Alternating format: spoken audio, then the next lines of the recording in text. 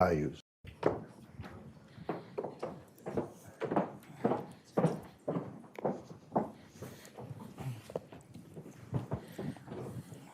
my God, everybody.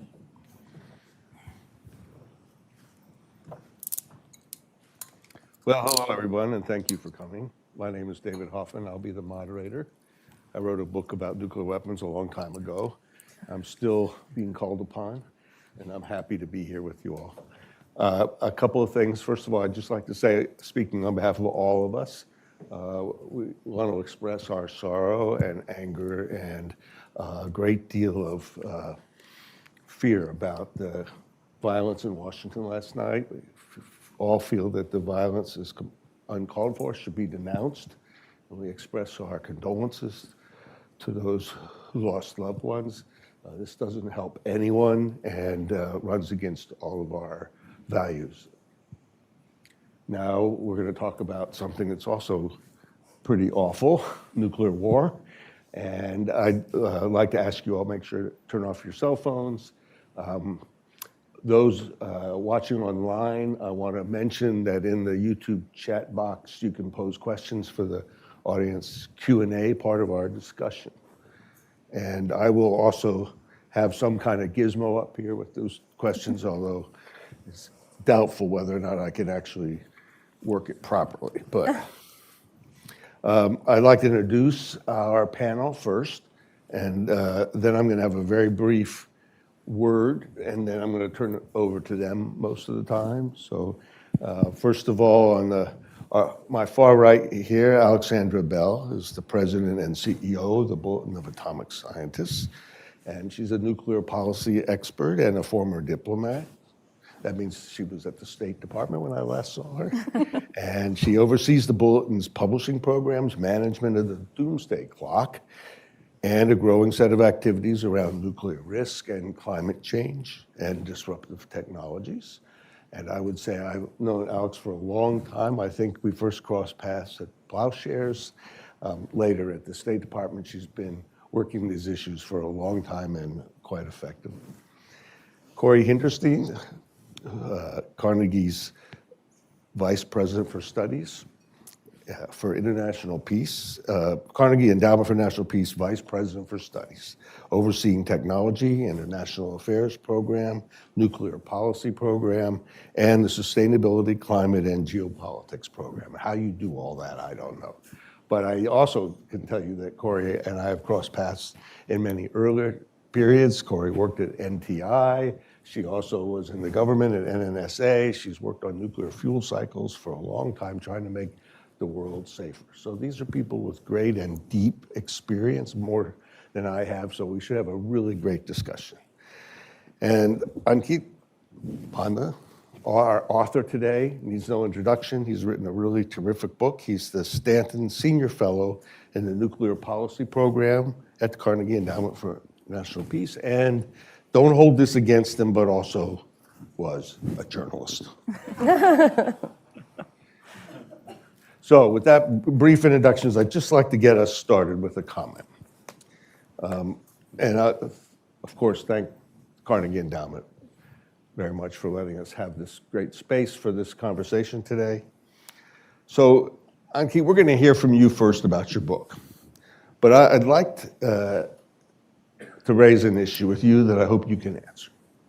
By all accounts, this is the third big nuclear weapons age. If we look back at the dawn of the first one, the strategist Bernard Brodie wrote a very seminal book that I keep on my shelf and consult periodically to remind me. It was titled The Absolute Weapon. And he said that the atomic bomb would change the world and the nature of warfare forever. He pointed out that in the war that was just completed, World War II, strategic bombing was a great technological advance that had changed the nature of war. The essential change, he wrote, of the atom bomb is not primarily that it will make war more violent, but that it will concentrate the violence in terms of time. A world accustomed to thinking it horrible that wars should last 4 or 5 years is now appalled, he wrote, at the prospect that future wars may last only a few days. So I mention this to point out that the nuclear age has been with us for 80 years. What was true at the outset is still largely true. These are immensely destructive weapons. Nuclear war will be terrifying. And we have seen war scares, détentes, periods of arms control and lack of arms control. And we've seen many, many leaps of technology, MIRVs, thermonuclear weapons, targeting. I could go on. So one could argue that the nuclear age is not 3, but it's really 1. And it's as old as an elderly person human being is today. So my question for you is this: what is really new? How did it come about? And what should we do about it? Great. Well, thank you so much, David, for that really generous introduction. I'm really happy to have you moderating this conversation today. I've learned a tremendous amount from your work over the years. So I think the question you ask is exactly the right one, because I think you could very reasonably make the argument that, and I think this is true, that even dividing these last 80 years into distinct ages is an artificial thing to do. It's something that we do as sort of, historians, analysts, to make sense of the thematic shifts in the world, and that's really what the book is about, because the core argument is that at some point in the last 5 to 7 years, we can quibble about the exact date, we began to see, I think, the sharp reversal of many positive trends in the broader global nuclear order. You could tell that story, I think, beginning maybe even in the early 2000s. After that period, what Michael Crapon once called the golden era of arms control, which he attributed as the period between 1987, the INF Treaty, and 2002, the US withdrawal from the ABM Treaty, post that period. But fundamentally, I think what we've seen is that geopolitical relationships between the major powers have manifested in a world that is more primed for major war, as I think we've unfortunately seen in Europe, as I think we were on the cusp of unfortunately seeing just a few weeks ago in South Asia. And as a result of that, nuclear weapons have been thrust back to the forefront of international politics. It's not that they went away after the Cold War ended, it's that they sharply receded. The shadow they cast over international politics fundamentally was less pressing. And I see many people in this room here today who I think devoted many of the last 3 decades to reducing those risks in those particular periods, building or helping at least establish a global nuclear order that looked to be a lot more tenable. We indefinitely extended the Non-Proliferation Treaty, opened for signature a test ban treaty, and broadly reduced the numbers of nuclear weapons in the world, reduced the average yield of every nuclear weapon, primarily in the United States and the Russian Federation. During that period, we went from a world with 70,000 weapons at the height of the Cold War to now about 12,500 to 13,000 weapons. And unfortunately, where we sit today, we see, as I described, sharper geopolitical tensions, rapidly changing technologies across multiple domains. Technological change, of course, being an endemic feature of the world in the 80 years that nuclear weapons have been with us. But today, I would argue that the multiple domains in which we simultaneously are witnessing technological change, the very rapid pace of change with artificial intelligence technologies, cyber weapons, really does introduce new forms of uncertainty. And finally, we are seeing the regression of many of those pillars that we did erect and establish over the last 3 decades. And so that leads us to this place where the catastrophic risk that nuclear weapons continue to pose to mankind are back front and center. And really the purpose for writing this book in the first place is to hopefully expand nuclear literacy here in the United States and around the world. Nuclear weapons in that post-Cold War period became something that a very small coterie of intellectuals and experts built careers around and sought to manage, but they weren't front and center like they once were during the Cold War. And for better or worse, unfortunately for worse, I think nuclear expertise is going to be, once again, I think, essential for managing matters of global peace and security. Do you think like a whole generation just kind of forgot about the Cold War? Did we have a vacation from it? Why the need to re-energize attention to it? So again, I think it's the fact that nuclear weapons demand our attention once again in a way that they didn't for those several decades. I think we should want to live in a world where nuclear weapons are something that a very small, strange group of experts handles in quiet, windowless rooms mostly. That was the world we largely enjoyed living in for those decades. I mean, I'll tell you a bit about my origin story in the field, right? I mean, unlike most people my age, I lived in South Asia in the late 1990s. Turns out we saw a couple nuclear tests. We saw a conventional war under the nuclear shadow. And so for me, that sort of sparked a lifelong fascination with many of these questions that I now have the privilege of working and thinking about. But for most of my peers, particularly here in the United States, the formative national security experiences would have been the global war on terror, the 9/11 terror attacks, right? And so that, I think, has seeded essentially a very different way in this country of thinking about the national security challenges, the defense problems that the United States needs to fundamentally consider. And of course, now we are also looking at the resurgence of old problems from the Cold War. You asked me what is new. There's also the resurgence of old problems, right? We are now in an environment where American allies, as they once did during the Cold War, are having increasingly open conversations about procuring nuclear weapons.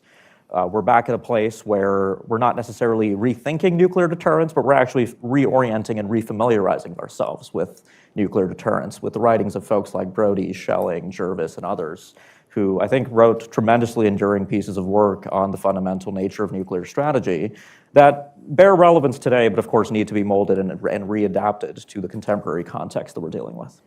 Just count off on your hand some of the big headline things that are really new here.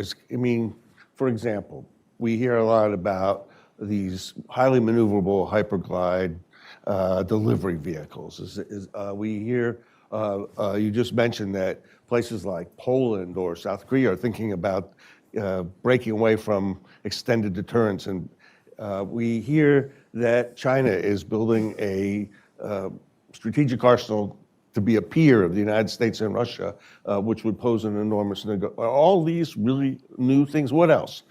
Count them off for me, some of the really major things that worry you. Sure, absolutely. So the big one that I sort of identify in the book is really, I think, the decision in China to abandon what has been, I think, decades of continuity in maintaining a lean and effective nuclear force in that country, because that fundamentally introduces a new dynamic among the major powers today, right?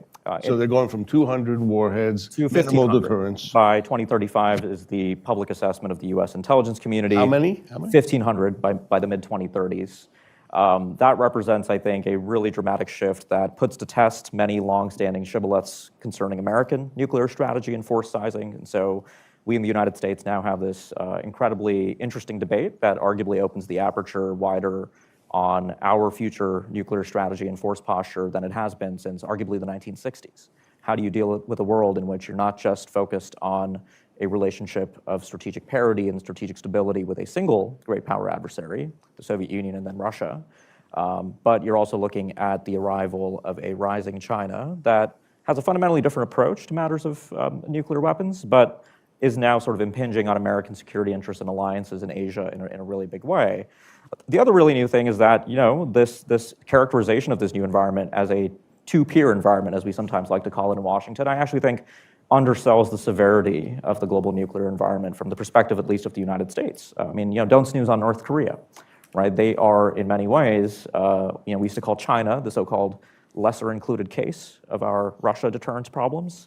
The North Koreans are now, in my opinion, the lesser included case of our China and Russia problems. And so we are in this multipolar nuclear environment where you see these tremendous interlinkages. India and Pakistan, too, are affected by the dynamics between the major powers, I would argue. The Indians are qualitatively adapting to maintaining their unacceptable damage criteria vis-a-vis China as China builds up, which draws a counter reaction from Pakistan. As we saw at the end of the Biden administration, Pakistan is now building longer range, larger missiles that are giving concern to the United States. And so you start to see these really interesting kind of linkages that we didn't really see during the Cold War, in my opinion. We have multipolarity. Like after China tests a nuclear weapon in October 1964, the United States is deeply concerned about what that means for our ability to pursue our national goals. But the world today fundamentally looks very different. And I would also just point out that here in Washington, I think it's underappreciated just how constrained the United States actually is in answering these problems that we face in this new nuclear age in the ways that we might have answered them during the Cold War, which was with building up our capabilities, building new weapons. We are not well positioned today to build and deploy new things. And so the answers might have to come in other domains, fundamentally strategy and potentially even grand strategy. Just one more question before I turn it over. much of the concern about these weapons has not really been about their use. During the Cold War, we actually feared mistake, miscalculation, misperception as much as a real hot war. And I wonder, does this new nuclear age come with the same danger of error and hair trigger and confusion? And if you add more players, more ambition, faster technology, are we really heading into a period of even greater danger of not deliberate war, but nuclear weapons as an accidental war? Yeah, look, I mean, there's something that I keep coming back to in the book, which is that having invented nuclear weapons, mankind is now charged with stewarding their existence longer term, right? I am ultimately not particularly optimistic about the prospects for nuclear disarmament in my lifetime.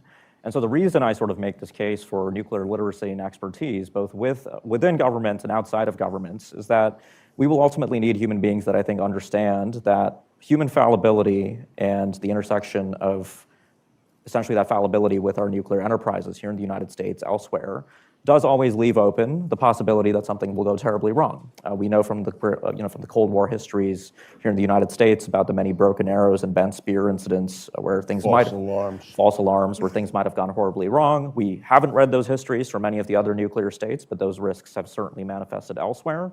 And so, as you pointed out very well, David, we have lived with these catastrophic weapons for basically what is the equivalent of an average American lifespan today. That is not a very long time in the grand scheme of things. And so I try to sort of offer a vision for how, if we are to coexist with nuclear weapons, having cursed ourselves to invent them and invent this absolute weapon, as Brody put it, that will demand, I think, constant stewardship and a constant, I think, sense of humility, that failing to recognize as we, let's say, deploy new technologies that we're all very enthusiastic about today, like artificial intelligence, that we do so in ways that are prudent and sensitive to the possibility that something will get terribly out of hand at some point. If you've ever used ChatGPT and gotten a hallucinating answer, then I don't think you want it as part of our command and control system. Corey, please, do you have some comments about the book and about this argument? Sure.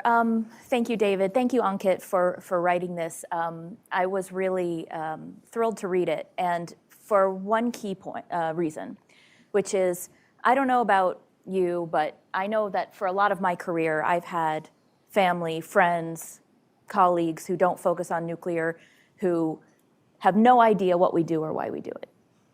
And it's hard to explain, right?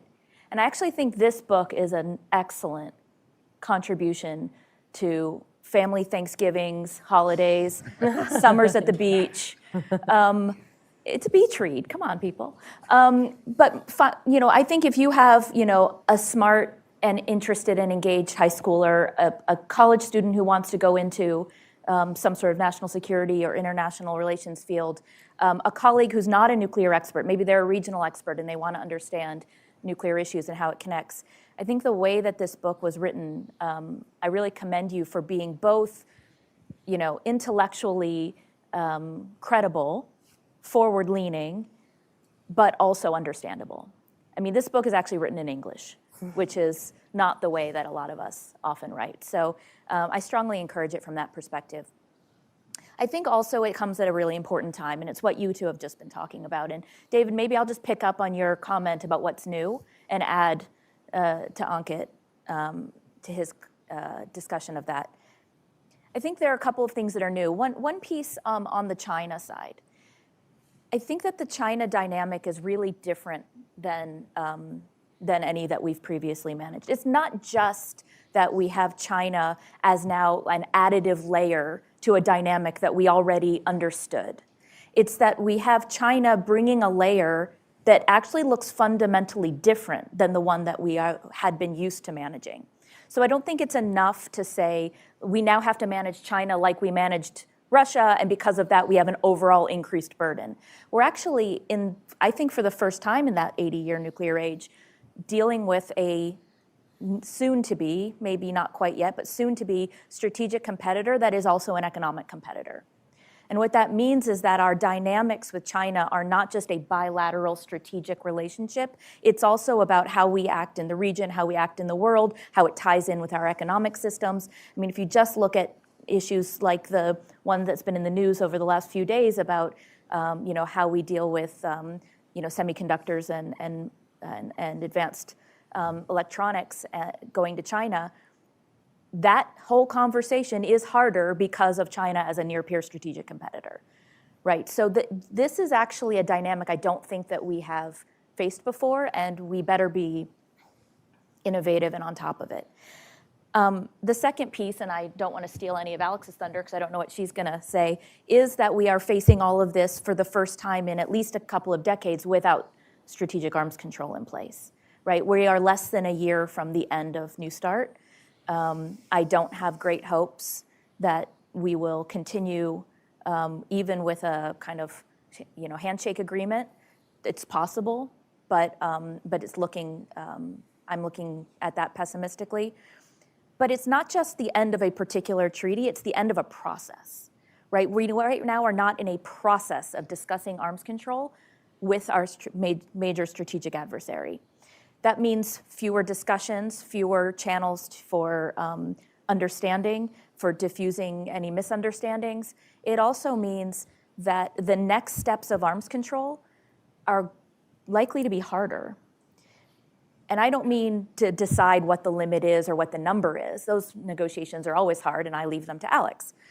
But more that we've already kind of learned how to do what I would call easy arms control. Strategic systems, simple counting rules, and as hard as it was to negotiate and implement, it's pretty easy compared to what will have to come next if we want to actually talk about, warheads as treaty-limited items. Some people have discussed, a no increase commitment as being an easy arms control. Well, from a verification perspective, that is brutally difficult. And so I think that we are at kind of the end of a stage of arms control, and if we want to go forward, we're going to actually have to grapple with some harder questions. And the last thing I would just say is, we are now post-February 2022, and the dynamics with Russia, the consequences of the dynamics with Russia in the wake of their full-scale invasion of Ukraine, I do think fundamentally change our conversation. So if I were marking the 3 nuclear ages, not necessarily from a technology perspective, and I think the nuanced answer is exactly what Ankit gave you, but I do think that there is a way to say there was kind of everything up until the H-bomb, and here I would want to recognize the passing of Dick Garwin last week, a giant in the field and somebody who did understand these complicated conversations and contributed to them. The end of the Cold War, 9/11, and the invasion of Ukraine. I think it's a moment that will be that catalyzing factor for people who are thinking about this going forward. Could I put a question to you about what you just said, and then I'll get to Alex. But I'm continually puzzled about how we cope with a building up of China in a time in which China absolutely refuses to come to the table. And I hear in the final months of the Biden administration, the argument by that administration, we don't necessarily need to build up.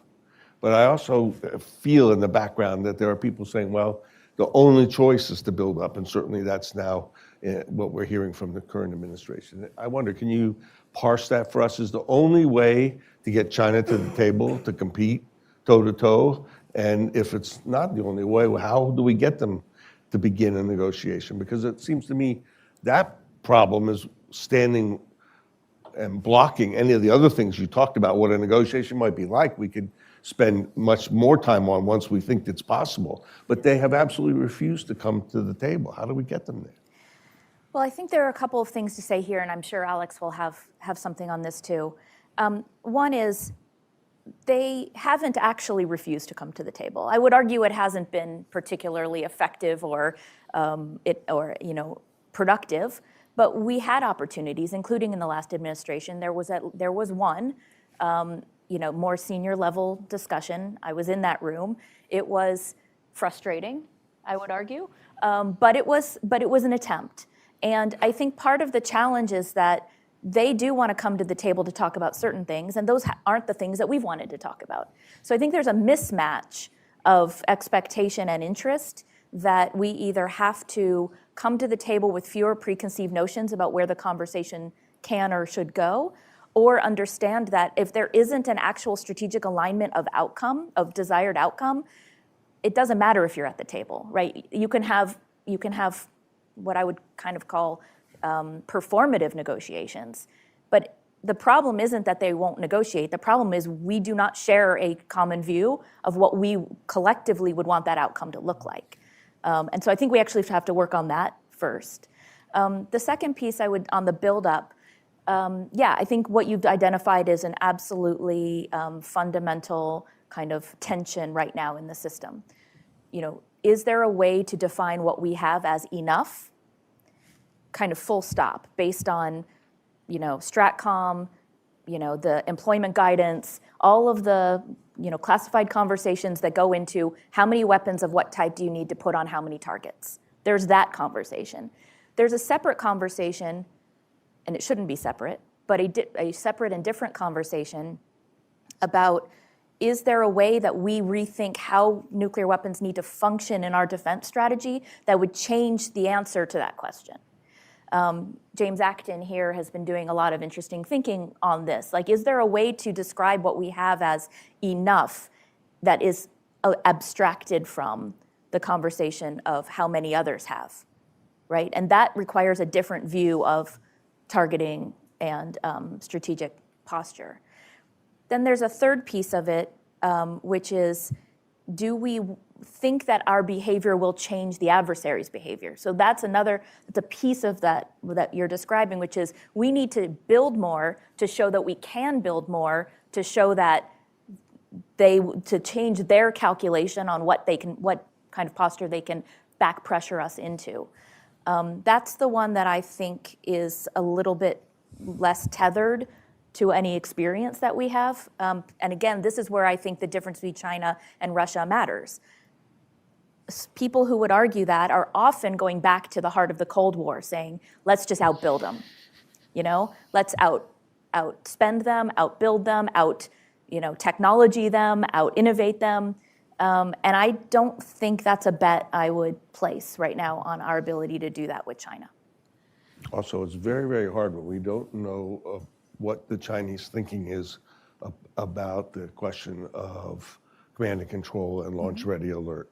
And I read these ominous statements in the Pentagon's assessment every year that they're getting closer and closer to basically launch on warning or launch under attack. But there is very precious little evidence about how they really think about that.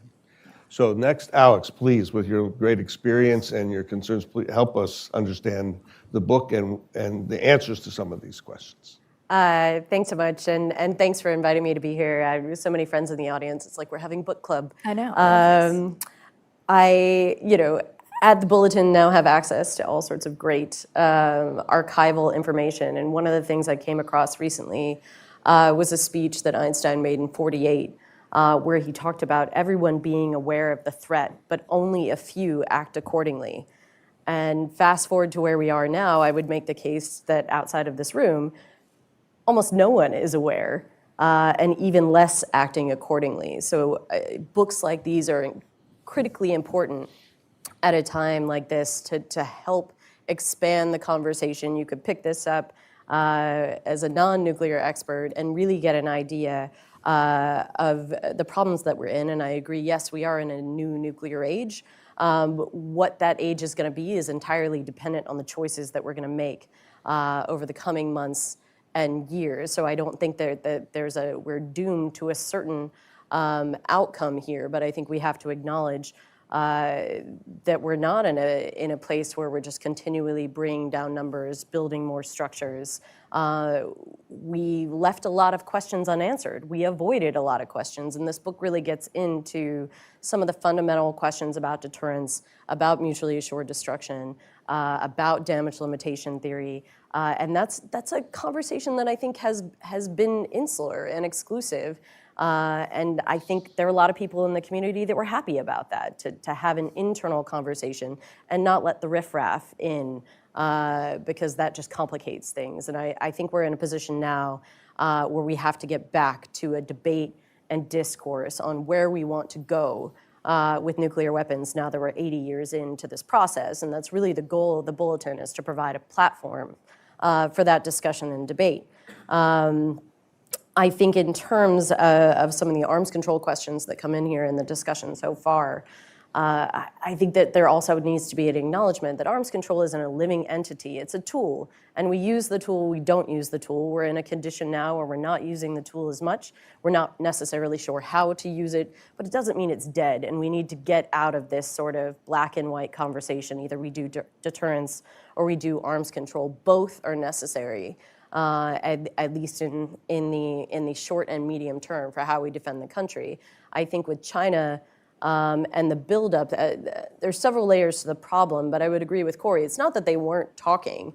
We just weren't finding a way yet to have the kind of deep conversation that we wanted to have. And I think some of that is because we were like, look, we've had 50 years of conversations with the Russians. Why can't we just do this with the Chinese? Well, that was 50 years of work, some of which wasn't really going well. We're in a current period like that again.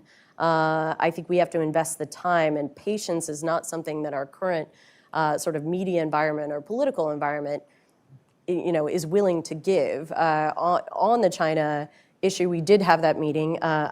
Strangely, most important meeting of China in the Biden administration. I somehow wound up on jury duty on a murder trial. So I actually missed that meeting. But I did get repeated meetings with the Chinese through the P5 conversation that we were having, that we managed to maintain even post further invasion of Ukraine. And it was clear that the Chinese were slowly becoming accustomed to the format, slowly ranging away from their set talking points. But that was a lot of time and investment. Again, something that people haven't necessarily been willing to engage in. But after that meeting that Corey was at and others, in that meeting we said we wanted to talk about space. We wanted to talk about AI. We wanted to talk about launch notifications. They flat out said no. But over the course of the following year, twice they abstained on our space resolutions, both at the UN Security Council and at the First Committee, about strengthening the Outer Space Treaty in response to a potential Russian deployment of a nuclear weapon in space. Russia lobbied hard for China to vote no. They abstained twice. In October of last year, they gave their first launch notification of an ICBM in something like 30 years, a clear indication that they do fundamentally understand the purpose of notifications and why you would do them. A month later, China, through Xi and Biden, did a statement about AI and nuclear launch authority, something that we had been pushing the Russians and the Chinese to do. So even if there was tiny little bits that weren't heavily reported on, we did see progress over the course of the year after engagement on the very things that we wanted to see engagement. Is it enough? Is it, are the Chinese actually acting responsibly in terms of the potential risks they're increasing by expanding the arsenal? Absolutely not. Have they answered the question of, and I've said this directly to the Chinese, we can see you building silo fields. We know that they're not windmills. We can see you expanding nuclear launch facilities. We see activities at Lopnor. We see deployments of dual capable missiles. If you are not building up your nuclear arsenal, if you are not changing your general nuclear policies, what are you doing? Help us understand that. And if we're wrong about our suppositions, I was willing to admit that. I don't think we're wrong. And I think that's something that I hope the Trump administration is going to take into account, that it's not going to be as easy as just one meeting and we fix all the problems.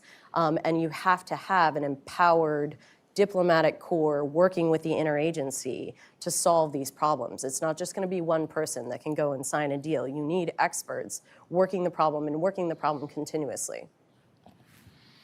Keith, would you like to respond to both of their comments? Yeah, absolutely. I think there was a lot said that I think really picks up nicely on some of the themes that I get out in the book. I just want to add kind of one observation here about the benefits of having lived through 2 nuclear ages, right? So you asked about what's fundamentally new. I do want to remind people, and in the course of writing this book, I read a lot of history, right? We are fundamentally, as a community and as a human community today, not in the position that our forebears were when they were dealing with these same genre of problems during the Cold War in the 1960s and the 70s in particular. We've had the experience of understanding the conditions under which, let's say, arms control can or cannot manifest, what does and does not work, the political nature of conversations around verification, the kinds of debates that are likely to manifest in answering many of these difficult questions.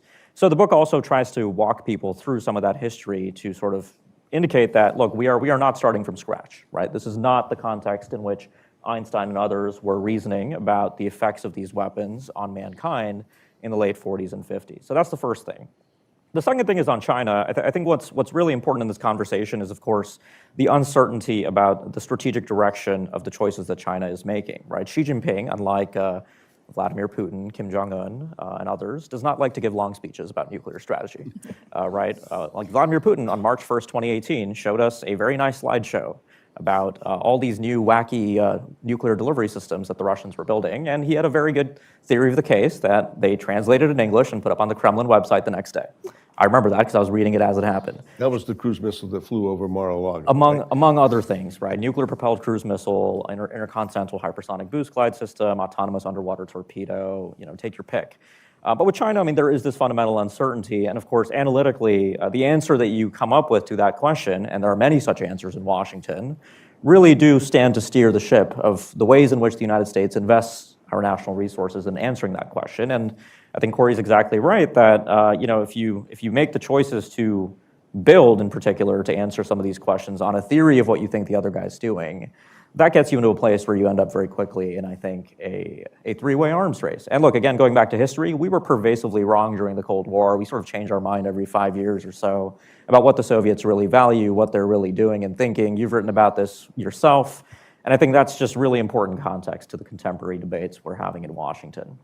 And just one last thing to add, David, to your very good question about what exactly is fundamentally new. So this was a manuscript I finalized before the November 2024 election in this country, but it wasn't difficult to see, and I had the privilege of traveling around the world, talking to many American friends and allies in the course of writing this book, that the big thing that I think is unprecedented in the 80 years that nuclear weapons have existed, nuclear weapons, of course, manifesting in the twilight of the Second World War, the same period during which this US-led world order that we've enjoyed for the last 80 years with its many ups and downs persisted.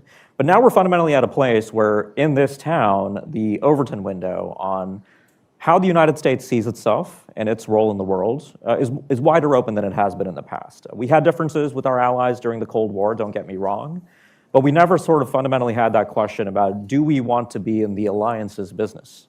And I think that is the conversation that I think is now deeply unsettling globally. We had a consensus that we did. We had a consensus that we did, largely. And you think that's crumbling? From the perception of, I think, many allied capitals, the US is no longer what it used to be. And I think that is deeply unsettling when we think about the longer-term trajectory of mankind with the bomb, because for better or worse, and I would argue for better, the United States has had this load-bearing function in the global nuclear order. I think, many Americans, I think, have perhaps not been too happy with the cost that we'd have to sort of sustain to ensure that nuclear weapons don't spend. But they tolerated it. We carried it. We tolerate it. Yes, we've had this vision that American global leadership does also manifest in the United States taking an active stake in the ways in which nuclear energy diffuses around the world, the ways in which the global nuclear order fundamentally functions to both constrain our friends and our adversaries, and us for that matter. And now if we're fundamentally throwing our hands up and getting out of that business. And again, all of this, I think, was foreseeable from when I was writing the book, which was basically after the start of the Ukraine invasion into mid-2024. This idea that the US might no longer be the country we have been, I think, is fundamentally a big part of the story in the rest of the world. And so I think from this vantage point that we're having this conversation today in Washington, it's really important to sort of understand that this is a really big thing that I think is fundamentally unprecedented. We have not witnessed what the world looks like in a world where nuclear weapons exist, and the United States isn't the kind of power that it has largely chosen to be since 1945. Well, I hope you're wrong, but you may be right. So I have another question. It's we've talked a lot about China. We just finished telling me something about the United States that's a little bit worrisome. But now I'd like to ask you a question about Russia. It seems to me another aspect of the new nuclear age is that President Putin essentially has shattered the taboo of threatening nuclear use. And in the past 2 or 3 years in Ukraine, made these threats repeatedly. And I get what the taboo was. Nina's book about this was terrific, but I also asked myself, does it matter? I'm curious if you think that this repeated threat suggests that Putin might actually use nuclear weapons if backed into a corner. Do you think that just the taboo itself was just an idle concept? Did it matter? What kind of world, is this part of the new nuclear age in which people make these threats? So this is a through current in the book, right? You have loose talk around nuclear weapons broadly increasing. I mean, not just in Russia. You've had kind of overt threat making or signaling or noise, whatever you want to call it, from the United States, from Narendra Modi in India, Kim Jong-un, obviously in North Korea.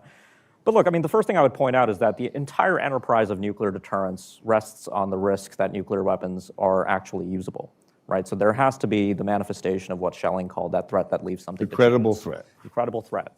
And so it is in Russia's interest, and it should be entirely unsurprising that when a nuclear-armed state goes to war in which the interests of a nuclear-armed alliance, i.e. NATO, are implicated, there will be talk and reminders that the nuclear shadow hangs over that crisis. And I think that explains some of what we saw, especially in February and March 2022. But the other reason I would maybe sort of push back slightly on the notion of the taboo around the ways in which we talk about nuclear weapons is that if you really look at the kinds of things we consider to be true taboos in human society, those are not the kinds of things we have panels about, we intellectualize, we have entire extremely well-funded establishments to reason about and sort of ensure that, you know, these so-called taboos are very much sort of taking hold, right? Deterrence does not work that way. We have a tremendously large human enterprise in every country that possesses nuclear weapons to ensure that we are both manifesting the credible threat but mitigating the unnecessary risks of living with these weapons. And which is to say that it is this function that nuclear weapons fundamentally play and the role that nuclear deterrence plays in, I think, affecting relations between states that deeply frustrates the objectives and interests of countries that find themselves living under nuclear deterrence. You know, the chapter in my book about nuclear deterrence uses the Ukraine crisis as a case study and points out that the existence of nuclear weapons and nuclear deterrence has deeply frustrated both us in the West and Vladimir Putin in Russia. And both sides have, I think, tried to pursue their interests, cognizant of the constraints imposed on them by nuclear deterrence. I would argue the very same thing just played out in South Asia, where India and Pakistan both tried to run risks, recognizing that there are certain red lines that cannot be transgressed. And neither of them is too happy about that particular predicament. And so the taboo, I think, when it fundamentally comes to is this idea that this problem of the third use of nuclear weapons in anger since Hiroshima and Nagasaki, if that moment ever does come, because we know that military establishments, of course, plan for these capabilities to be usable, there is the prospect today of, I think, more talk about this idea that nuclear escalation might be more controllable should deterrence ever fail. That, I think, is the really dangerous thing because that sort of takes us into the unknown fundamentally. None of us know what that world looks like. If a nuclear weapon is ever detonated, does that result in a sense of humility that we can no longer do this, that nuclear disarmament is the only answer, or does it result in the flip side where you end up opening the Pandora's box on proliferation and nuclear war fighting? These are the questions we haven't fundamentally answered, as I think Alex pointed out, and I think they are best left unanswered if we recognize that crossing that Rubicon into nuclear use is somewhere none of us should want to go. Could I ask our other two panelists, do either of you have a different answer? I think Ankit's somewhat sanguine about this, but should we be worried about the breaking of this taboo or not? How did you feel in government when this happened? I think we should be worried. You know, in the end, I think we should be worried because of Ankit's last point, which is we have a lot of theory about what would happen, and we have no experience. And that kind of uncertainty when you're talking about something with the potentially, you know, catastrophic human impact of nuclear weapons is not. I don't think it's a dynamic that governments, even in their most skilled, have an experience in managing. Being at the Department of Energy during the Ukraine invasion and through the months and years that followed, you know, I remember maybe two anecdotes. One is I was in Europe about 60 days after the Russian action started, and when we were having a robust debate about whether deterrence had failed. This was a group of nuclear people, Americans, French, and British, And the debate was, had deterrence failed in enabling the Russian invasion of Ukraine? I mean, from an intellectual perspective, it was an interesting conversation. It kind of went back and forth. Well, deterrence couldn't have failed because Ukraine was not part of a nuclear alliance, therefore, but there was a lot of discussion about whether deterrence was actually playing a different role. It was playing the role as shield to enable action or activity that a country wanted to do, as opposed to the threat of nuclear use being the thing that had failed. Like, we had not actually threatened nuclear use over an invasion of Ukraine, and therefore Russia did it, and that's not, so from an academic perspective, it was an interesting conversation. From a practical perspective, or from a human perspective, it was horrifying. Because we were watching war play out, and this was before the autumn of 2022, increased crisis over nuclear threats. But what it really highlighted to me is, as much as we have these great thinkers, these deep thinkers, how many times have you already said Schelling's name from this stage, right? How many times do people use that work?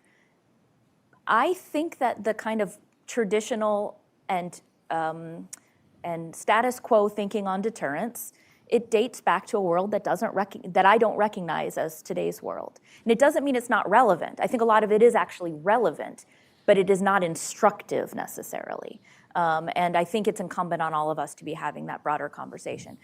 The second thing I would say is that one of the biggest things that scares me about the taboo is not how horrible would it be if a nuclear weapon was used. Of course, we all have to recognize it would be horrible.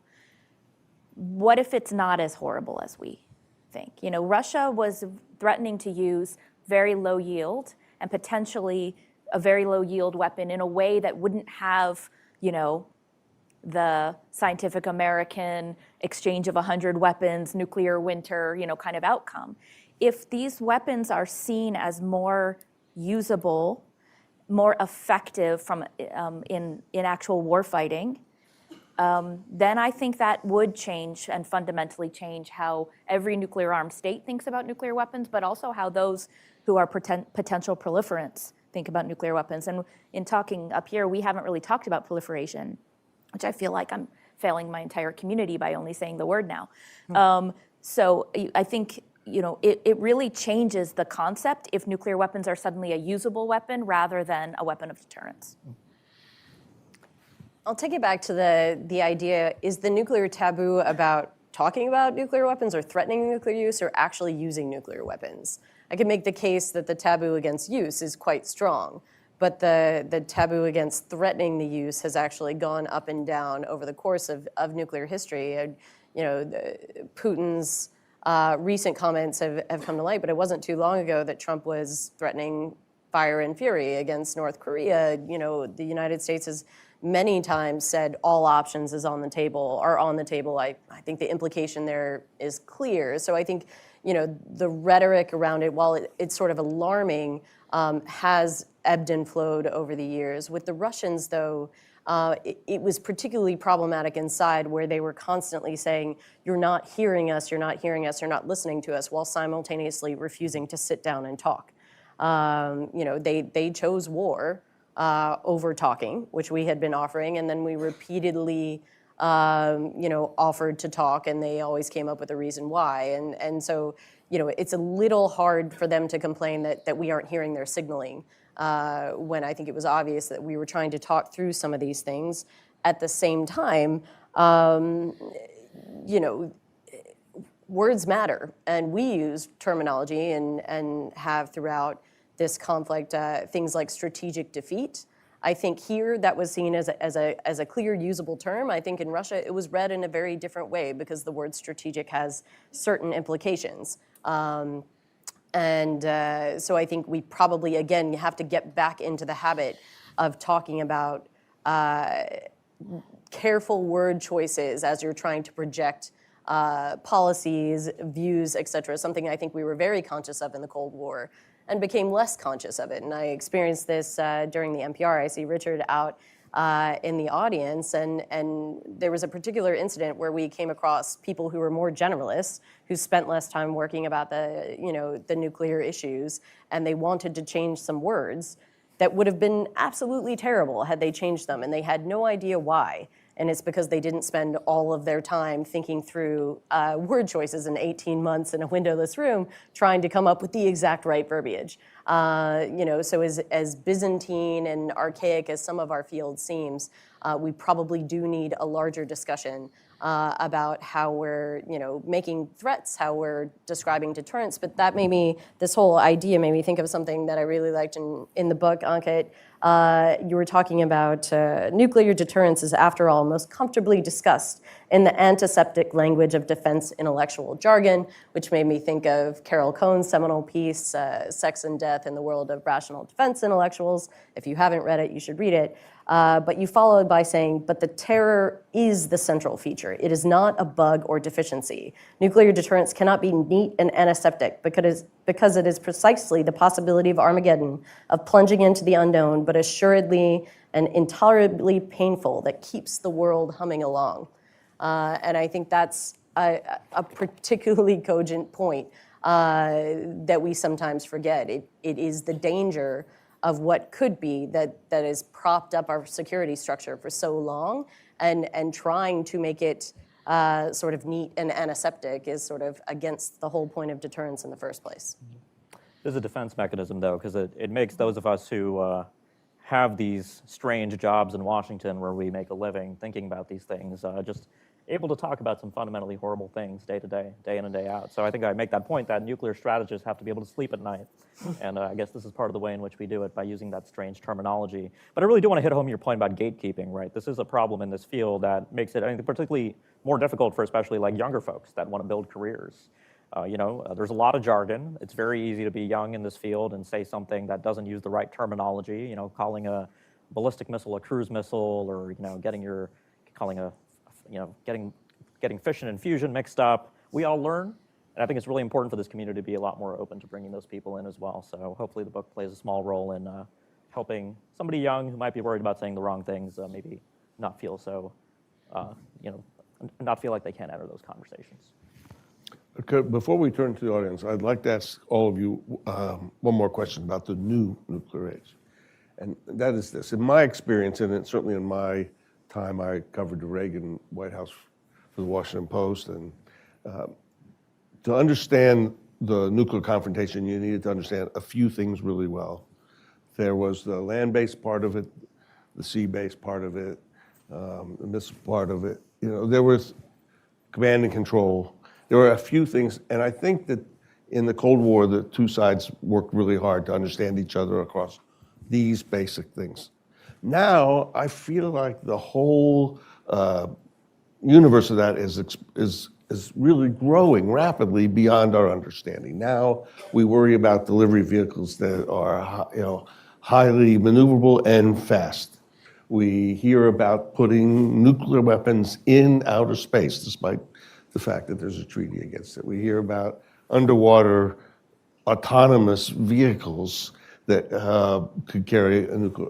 It seems that this simple world that we had, at least understandable, land, sea, and air, command and control, is now really exploding into a new age of which technology is driving really the possibility of rapid and unexpected nuclear conflict. And I just wonder, could you address the hardware? Yeah, I'll just address this very briefly. I think the big difference between the Cold War and today that I see, and even I think this begins immediately in the post-Cold War period after the first Gulf War, is that we now live in a world where non-nuclear technologies, broadly speaking, implicate the survivability of nuclear command and control and nuclear systems. What do you mean by non-nuclear, like cyber attacks? So non-nuclear missiles, cyber weapons, missile defenses, which existed during the Cold War, but as we've just seen with the Golden Dome announcement, we're in this new period of optimism around missile defense technologies. Once again, so what is old is new, but it's new in a different way. And I would also add here that non-nuclear states have the ability to now impinge the direction of nuclear escalation with either, sometimes they might be allied with nuclear states. Many of our allies in the United States are very advanced non-nuclear countries that have the ability to precisely hit many things in countries like North Korea, potentially Russia. And so the complexity here, I think, is a lot bigger, right? Because during the Cold War, with the exception of anti-submarine warfare and maybe some air-to-air engagements, it was really only nuclear weapons that could threaten the survivability of nuclear forces centrally, right? And so in a way that it wasn't easy, but it made the universe of things that you were talking about as an American and a Soviet arms controller or nuclear strategist much easier to kind of wrap your head around. And this also, I think, gets back to Corey's earlier point about the way in which we have to think about the China problem, right? You need sort of this multidisciplinary, broader picture expertise to understand the ways in which all of these things kind of wrap and sort of tie together today. But you can also see how this makes things like arms control just a lot more challenging, right? Imagine negotiating the INF Treaty in 1987, which limited ground-launched ballistic and cruise missiles of a certain range, in a world where it's not just the US and the Soviet Union, but you have a bunch of smaller countries around the world with missiles in precisely those categories that are growing bigger and bigger today. That is the world we now live in, right? And it is extremely difficult in that environment to imagine doing arms control in precisely the way we did in the past. And so I sort of make the case that we need to sort of open our minds to sort of thinking about arms control and even questions of verification with sort of new modalities fundamentally. So. Yeah, I mean, I might just say that I think that the other thing that makes things more complicated is precisely the age of the infrastructures and the systems in these countries. So it's not just what modernization means, it's that modernization actually means something different for each of the countries with nuclear weapons. And having been at NNSA, I can explain in chapter and verse on why our modernization doesn't look anything, it is not, we're using the same word to mean something fundamentally different on what we're doing in the United States versus what Russia's doing with these novel and disruptive delivery vehicles, what China's doing with a massive numerical buildup. But and I think that's important. I think those distinctions are important, and I'm happy to talk about it in the Q&A if people want. But I think the important thing is the vast majority of the world doesn't know the difference, doesn't see the difference, and might not care about the difference. Well, I do. Do you? I do. We ought to, right? I think we ought to. I mean, I think because I think it puts us, it runs the risk of actually taking something that is, it's another one of these defense mechanisms, right? We take something that is so complicated that we have to simplify it towards something that we can describe. And because if we can describe it, then maybe we can, get our own heads around it and think about solutions. But what we actually have, in the United States, the best comparison that I can make is it's like having a car, and the car's been sitting there for somewhere between 30 and 50 years. And you have to make sure that when you go to turn it on, it turns on, but you can never turn it on, right? And by the way, in the meantime, we've invented seatbelts, and we've invented airbags, and we've invented, cameras that can sense collisions, and we've invented all these things that would make that thing safer, but we have to put all those things in and still never turn on the car. From a technical perspective, that's really complicated, and unfortunately, as we are all learning as taxpayers, it's expensive, especially when you shut down all of the automobile factories, right? So you have to build the factory, create the tool, create the mission, and then do the fix, and also never turn on the car to see if you were right. And by the way, don't get me wrong, I don't want to turn the car on. Yeah. We have no reason. The other thing that we've done in the meantime is invented a whole lot of great tools, technologies, and science to make sure that we know what's going to happen without turning the car on, in this case, without ever, exploding a nuclear weapon. And so I do think that when we talk about these issues, this is kind of what we were saying before, is it gets really nerdy really fast. And for those of us who pay attention on a daily basis, that's what makes it, that's where those nuances are important. But we have to figure out how to talk to the rest of the world about it. I agree with that, but I also feel that the complacency that Anki writes about this is dangerous, because we lose sight of how technology is driving this toward more danger. I feel like the American people and the world itself need to get away from this vacation and focus on some of these specific things. Otherwise, it'll be even more dangerous when we finally wake up. Yeah.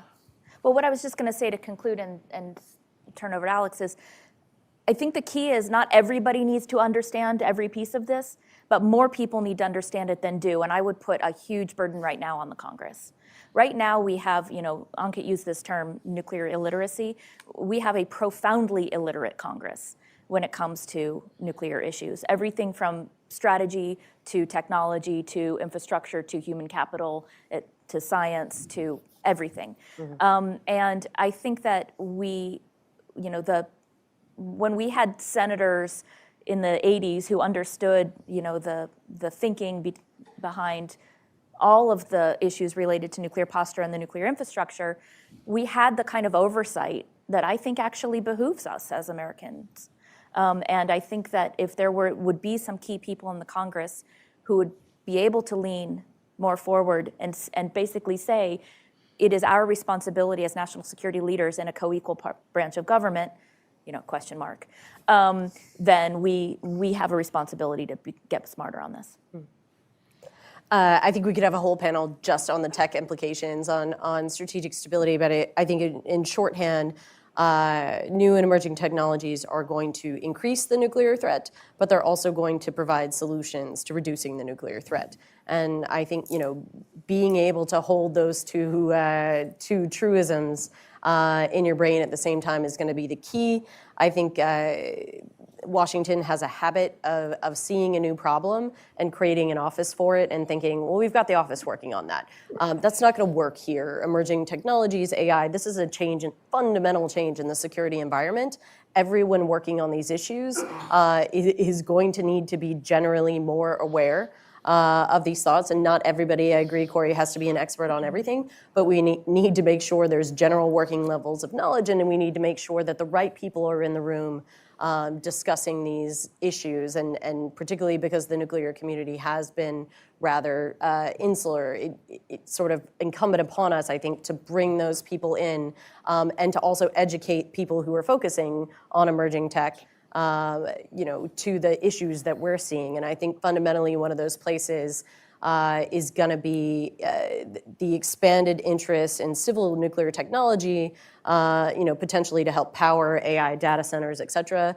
That's a necessary conversation that needs to be had about the potential proliferation risks of expanded use of civil nuclear technology. And it's not to scare anyone. It's simply to make sure that they're aware that small modular reactors on every corner has security risks. As well as technical risks that we could go into. But we need to widen the conversation, and we need to not be necessarily thinking this is only a bad thing or only a good thing. It's going to be both, just like most things in the space, and we just need to be prepared to deal with complex problems. Terrific. Well, now we have a good chunk of time for questions from the audience, and I've got 3 or 4 also from online, so I'm going to alternate. So let's start with the audience. Identify yourself and pose your question for any of us, but preferably our 3 panelists. Joe, please. Thank you very much for a great discussion. And it looks like I have to buy this book. This is so good job. Tell us who you are. I'm Joe Sorrentioni. Spent a lot of time on nuclear policy, including here at the Carnegie Endowment. And written a few good books about it. I have, which didn't change policy at all, which is what I want to talk to you about. So it seems to me that one of the characteristics of this new nuclear age is that Republicans are no longer interested in arms control. So the politics of this have changed. We don't have a Richard Lugar, a Chuck Hagel, or for that matter, a Henry Kissinger, Richard Nixon, and H.W. Bush, people who cared. And this matters because most of the instruments and even institutions of the arms control regime were created, negotiated, ratified by Republicans. Democrats can't do this alone. So what does that mean for possibilities of creating instruments, arrangements, agreements that could reduce the nuclear threat over the next decade?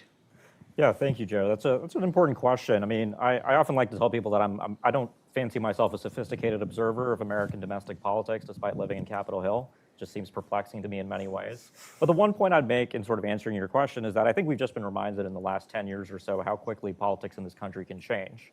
And I think if we look at the history of the Cold War period, the post-Cold War period, even when it comes to matters of national security where our core national interests start to get implicated.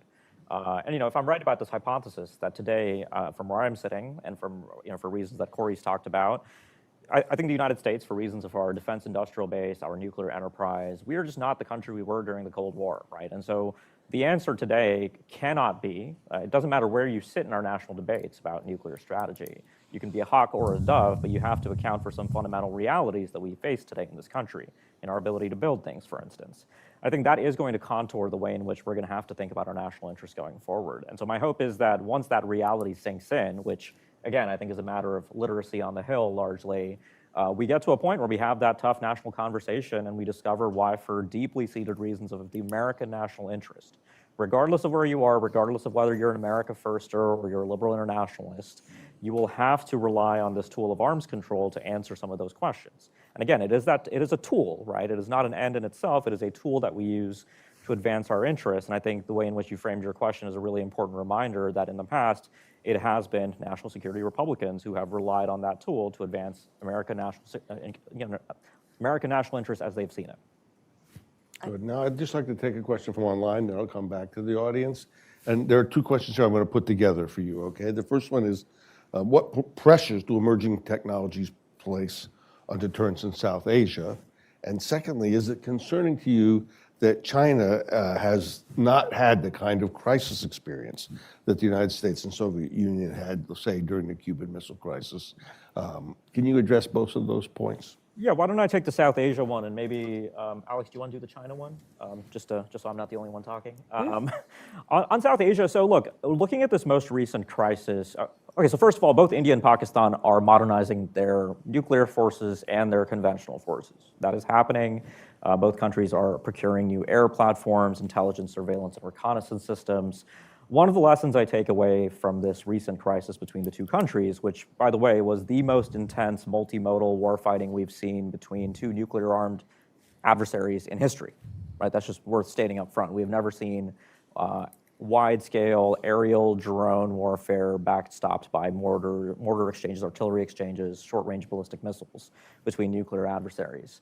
The reason that I think we saw the level of violence that we did, and in particular, I would argue India's confidence in feeling like it would not transgress certain very well-known Pakistani red lines that could implicate nuclear weapons, was largely, I think, a consequence of precision weapons, right? This precision revolution that we sort of have been talking about in some form or another since the first Gulf War more than 35 years ago, has now really started to show itself in modern warfare. And so I tend to do a lot of work on kind of the proliferation of missile technologies, and one of the things I worry about is as countries and as military establishments feel more confident in their ability to pick targets and precisely hit those targets and not hit anything other than those targets that they don't mean to hit, the kind of unintended, inadvertent escalation scenarios we used to worry about in the past, perhaps you do end up in a world where the idea of throwing punches between nuclear-armed neighbors and nuclear-armed adversaries is no longer as unthinkable as it was. I mean, to give you another example, this isn't just an India-Pakistan problem. I mean, in the United States, there's a growing degree of concern, including from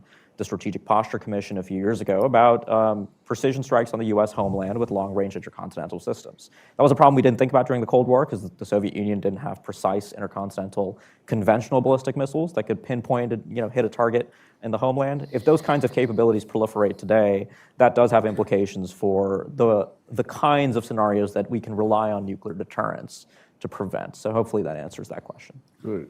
Alex, you want to take the China part? Yeah, sure. In my experience, the Chinese absolutely hate us bringing up the Cuban Missile Crisis. They constantly say that the U.S. has to stop having Cold War thinking. Never really got what they're talking about. I was like, we should stop being informed by our history that we hopefully think is helpful. I hope we're not in a situation where we have to have that kind of experience with the Chinese. That's what we want to avoid, because countries that don't understand each other are more likely to do something stupid. And that's the message that we had been trying to get to the Chinese.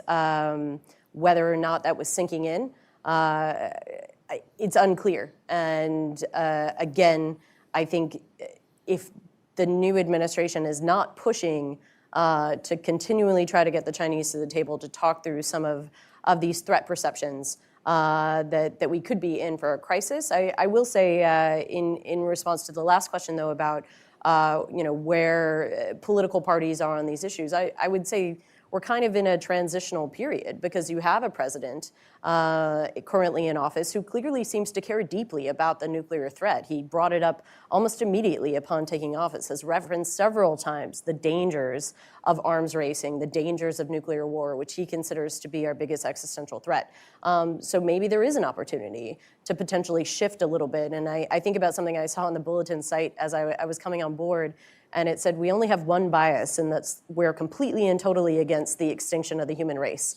And I think that's a good way to think about it and try to move this conversation back over to a bipartisan conversation where there's an acknowledgement that there's no single elegant solution to any of these problems, and that we have to consider various tools and techniques to manage these threats, but it is in all of our interest to use all the tools available to us to protect the American public, to protect the world. Okay, now back to the room. I think you were next, please. Thank you, everyone, for this great book talk. I did buy the book already, and I skipped forward to the section where you talked a little bit about South Asia. So this is a question for Ankit. Oh, sorry, Nomsa Ndongwe, Research Fellow at the James Martin Center for Nonproliferation Studies. Also a former diplomat. So Ankit, as a former journalist with South Asian background, what do you wish? So this is two-pronged. One is for mainstream media, but the other is for young professionals who want to get in the field. What do you wish they would do better when it comes to this topic? Were there examples in the recent India-Pakistan exchanges that made you think, dear blah, blah, please read my book?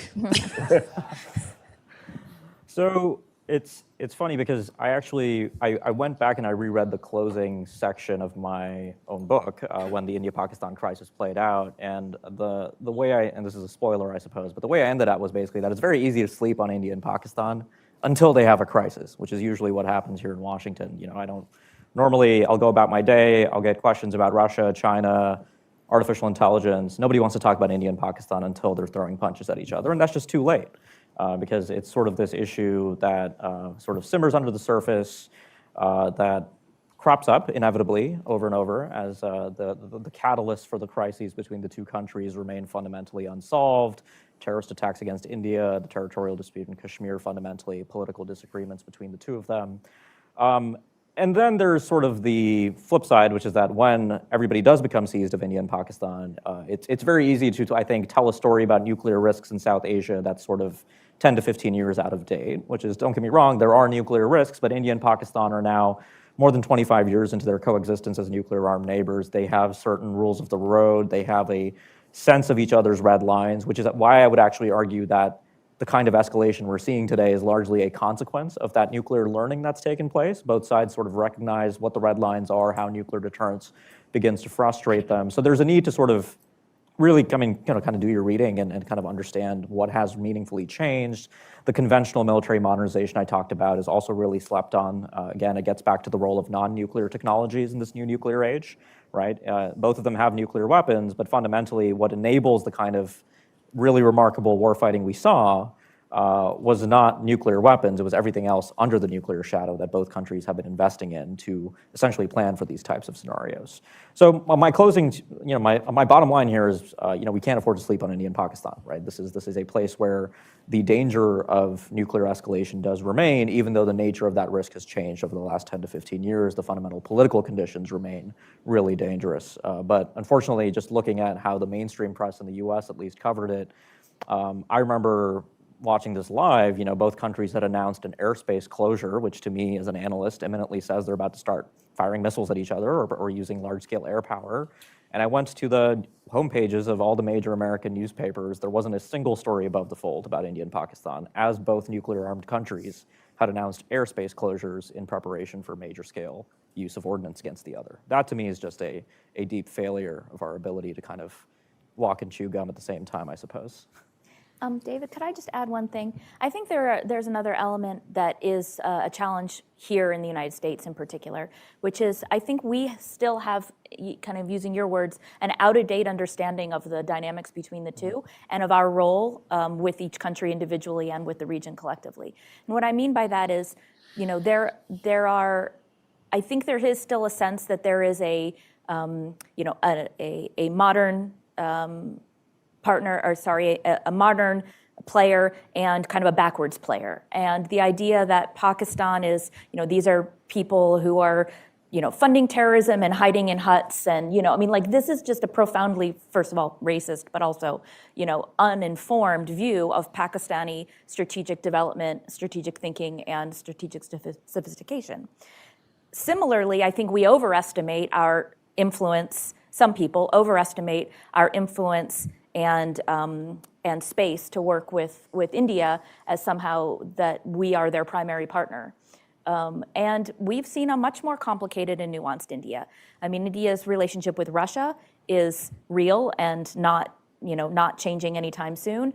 Their relationship with us, while obviously we have, this kind of dynamic as these two major, large democracies, it's not straightforward. And there are some, I think, here in the Washington strategic community who would argue that in the end, maybe we secretly like India to be as advanced as they are on nuclear capability, and maybe even more so, because after all, most of what they are pointing at is either Pakistan, which we don't care about, or China, and we want them to point at China. And I think all of these conversations complicate our ability to step back and look at the India-Pakistan nuclear dynamic for what it maybe is or how it has and is developing. So what am I going to tell Coney scholars tomorrow when you're talking about the future in this field and how we can fine-tune that perspective to bring something new? So the question was how, what to tell a young scholar now. I mean, I think that the answer is really that to be a deep scholar, you need, region-specific specialization and domain-specific specialization, right? The regional and the functional. But it's also to look at, I would encourage any young scholar looking at South Asia or any place else to be willing to look at the world as it is now, and don't listen to people like us who say, well, 25 years ago we tried that and it didn't work. Or, when we signed that treaty in 1968, we thought X, right? We actually have to look at the world as it is now. And that doesn't mean that history is meaningless. That history is extremely meaningful. It can be informative, and some of it still plays. But it doesn't play because it's always been that way. It plays when we look at it and we revalidate the assumptions, the understanding, or the thinking that went into it. And then we can use that as the platform to go forward. Yeah, I would say, in talking to young scholars, exciting is a bad word because this is an incredibly dangerous and challenging time. But there's so much to work through, and we're no longer just the stewards of everything that was built before, and we're just sort of shepherding it along, and eventually we'll get rid of these things and it'll be fine.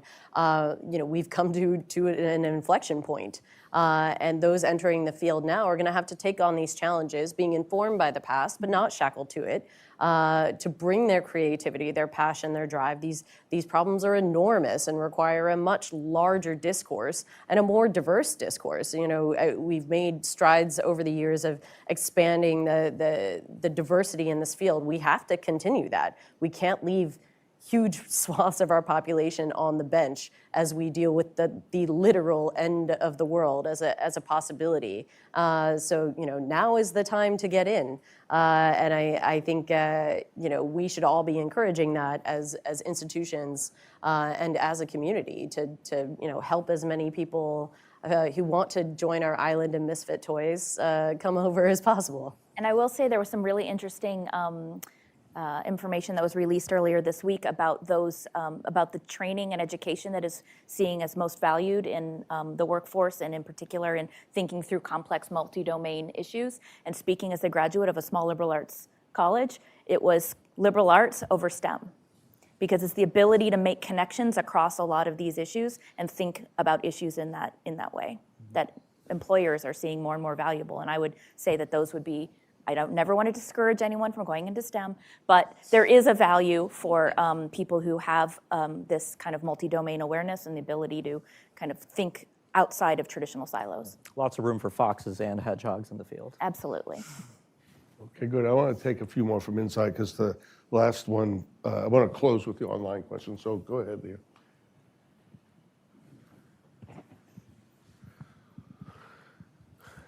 Yes, thank you. Edward F., State Department, retired. I have a question about Golden Dome. It seems to me that Golden Dome, at least as it's being presented, is a fundamental rejection of the model of nuclear deterrence we've been living with and trying to get other countries to accept for a very long time. I mean, why, I know it's early days, but why is there no discussion of this or pushback of this? So I think the premise of your question is right, that it is a rejection of this idea of the condition of mutual vulnerability, which I would argue is a condition. It exists whether we like it or not as Americans. Turns out we don't like it, so we try to solve it with technology, which I would also point out is what we've largely tried to do, right? A lot of the history of the Cold War isn't that the US and the Soviet Union accepted MAD, as it's popularly known, but that we both sort of took steps to try and remediate that condition to give ourselves greater freedom to compete. But I would argue, I myself have written an article in the Bulletin of the Atomic Sciences pointing out exactly that this is going to be kindling, essentially, for a three-way arms race, because Russia and China are not just going to throw the towel in after 80 years into the nuclear age and say, well, the Americans built a missile defense system, so I guess they get the last laugh. It's going to be, you're going to see an action-reaction cycle as we have in the past. I think I've seen sort of two counter arguments to that. One is that that's old, that's the old Cold War mindset that doesn't have resonance in today's world. I don't agree with that because, again, the fundamental strategic dynamics between offense and defense remain very much important for how we in the United States think about this problem too. I mean, I'll just point out that over the last few years, I do a lot of work on missile defense. I go to more and more meetings where I hear people you might have considered to be hawks on Russia and China express concern about Russian and Chinese missile defenses being built up. And that reminds me a lot of the history I read about the world in which we lived before the ABM treaty, right? Where we were mutually concerned about each other's missile defenses. Turns out after the Cold War, it was largely us in the United States that we were investing and leading on missile defenses, both in theater and strategic, compared to Russia and China. That is no longer true as well. And then the second piece that I see as the counter argument is that technology has changed, the economics of space lift have changed. Those are true, but there are still some really knotty questions about scaling up to sort of keep up with a growing ballistic missile threat. You can go back to Paul Nitz's famous criteria on cost effectiveness, where we end up in a world where even if the United States can very cost effectively deploy space-based interceptors or build new platforms, it will be cheaper by the dozen for the Russians and the Chinese and the North Koreans even to continue keeping pace. So, and building fractional orbital bombardment systems and ignoring the entire process. Yeah, so technology ultimately is never gonna, in my opinion, pull us out of this condition of mutual vulnerability.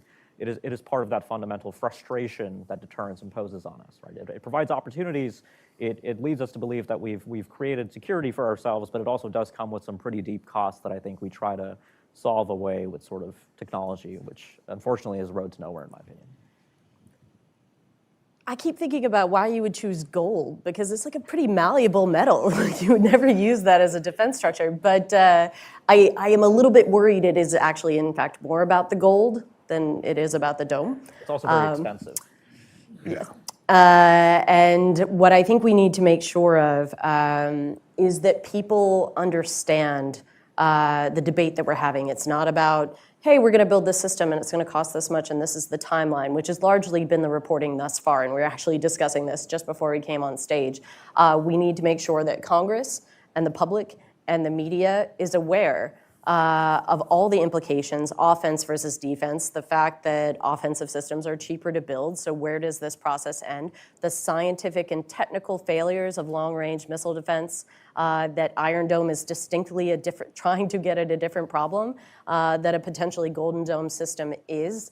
I once heard a congressperson say that we should move the Missile Defense Agency to the Office of Faith-Based Initiatives, and I think that is something that we fundamentally need to discuss as a public, of how many times we've gone down this road and how many times we've repeatedly had to point out all the issues inherent in sort of broad-based missile defense, but do it in a way that acknowledges that there is a desire to find ways to protect the country against rogue threats, against, we should do everything that we can to protect the American public.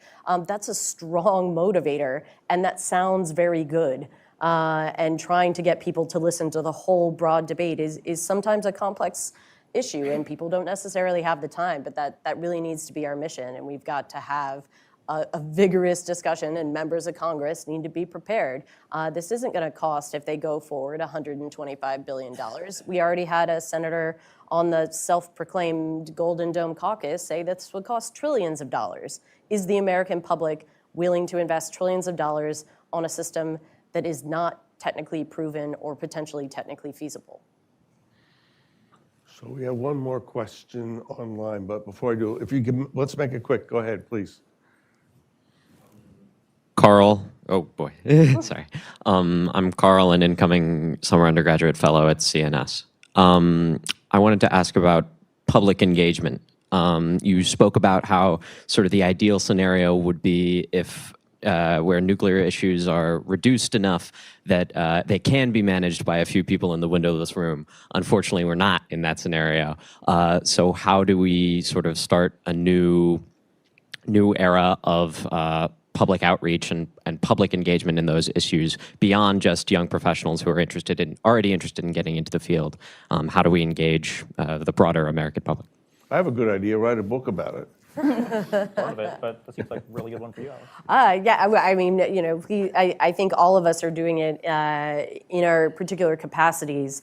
And I think particularly among the people working in the field, the constant struggle is trying to figure out how to pull people into the debate. I think, you know, the bulletin was started by Einstein and Oppenheimer, who very much could have done a peer-reviewed journal that was very scientifically focused. They chose specifically not to have it be a conversation among scientists. They wanted, in the months following the bombings of Hiroshima and Nagasaki, to have a broad-based debate about the moral, scientific, technical, economic implications of this new age that we were entering.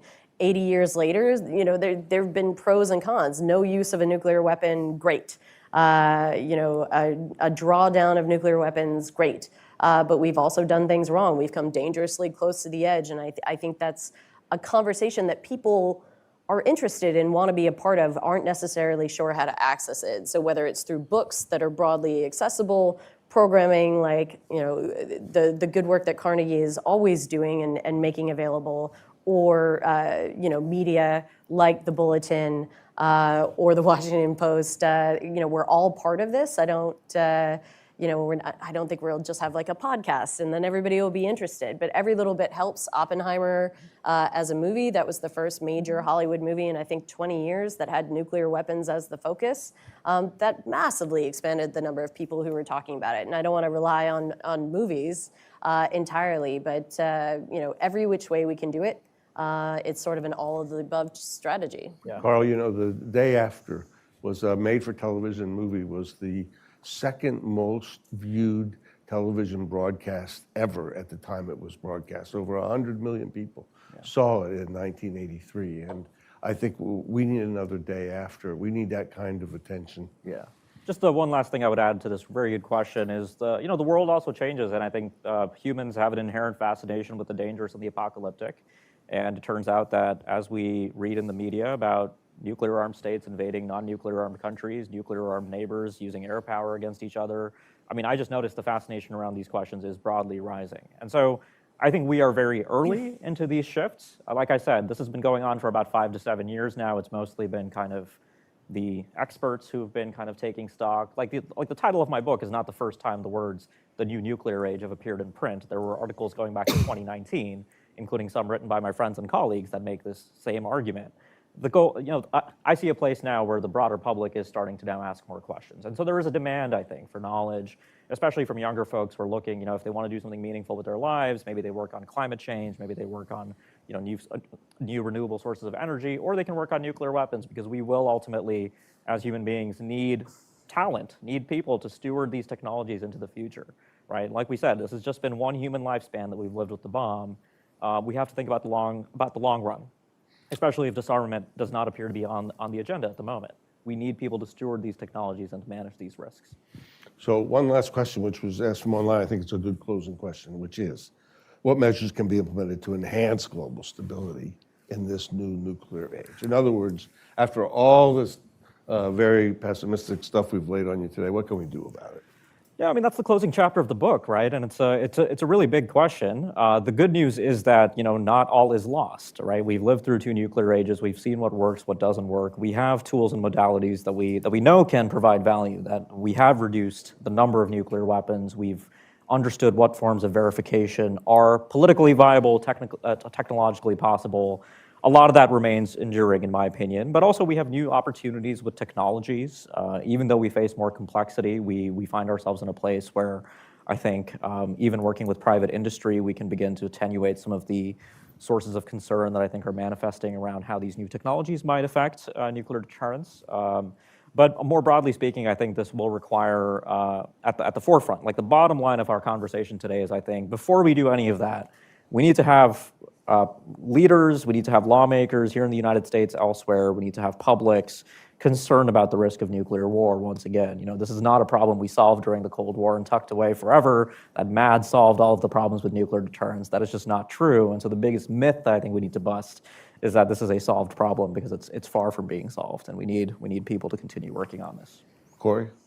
Yeah, I'll just quote Ankit, which is, he says in his conclusion that outside of the specifics of any given crisis will be the courage of leaders to seek a way out. And I think that's really true. But I would expand that to say it's not just leaders like President Putin and President Trump. It's not just leaders. I mean, I mentioned the Congress. I think it's thought leaders. I think it's communicators. It's really good journalists. It's good analysts to give the foundation. And fundamentally, I think it's people who are willing and able to have a conversation that is inclusive rather than exclusive, that brings people in and doesn't gatekeep people out. Because in the end, and I don't mean that any of us do that in kind of intentionally, but I think that what we have to do is we have to raise the specter that nuclear risks are something that everybody has a stake in managing. And how they exercise that is going to vary. If you're a think tank person, you're going to work on it in a certain way. If you're an entertainment person, a certain way. If you're the president of the United States, you have different tools available. But there are ways for everybody, whether it's through civil service, whether it's through a letter to your representatives, whether it's by talking broadly and internationally to counterparts about how the overall increase in strategic risk is affecting your community. My husband is in finance, and he asks me how things are going in different ways because he thinks about how these global systems are affected by uncertainty and lack of confidence. And so I do think there's a role for everybody, but it does take courage because, first of all, it takes courage to confront issues that are frankly really scary for us as humans to think about. And then it takes courage to think about that the fact that you have a role to play and being willing to play it. And in a time when a lot of us are dealing with, kind of challenges and stressors on a daily basis, to think bigger is hard. And I don't blame anybody who doesn't have the emotional or physical energy to do it. But if we don't, as a collective, then we're going to keep stumbling towards danger. And I don't think we want to do that.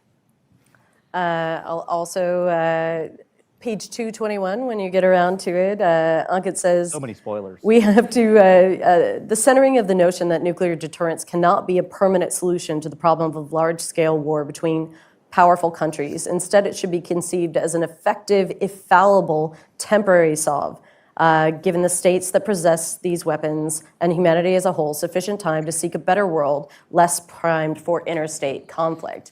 And I think that's a good framing. This is our status quo will not last forever. The further we go down the line, the more days that we live with nuclear weapons, the higher the likelihood that one or many of these will be used. There are 14,000 opportunities for chaos and potentially death on an unimaginable scale all around us. And that is why, part of the reason why the doomsday clock is set at 89 seconds to midnight, the closest it's ever been, as sort of a wake-up call that we have to acknowledge the risk that we now find ourselves in, but also an acknowledgement that we are capable of solving these problems. We created these problems. So we're fully capable of managing them, of rolling them back. We don't have to know what the end state looks like, what a world without nuclear weapons actually looks like, to not know that that's the goal that we should be persistently seeking. And I know it seems Sisyphean at times, and we're 80 years into this, and it hasn't always worked. But I talk about this all the time. If we stop pushing that rock up the hill, it's just going to roll right over us.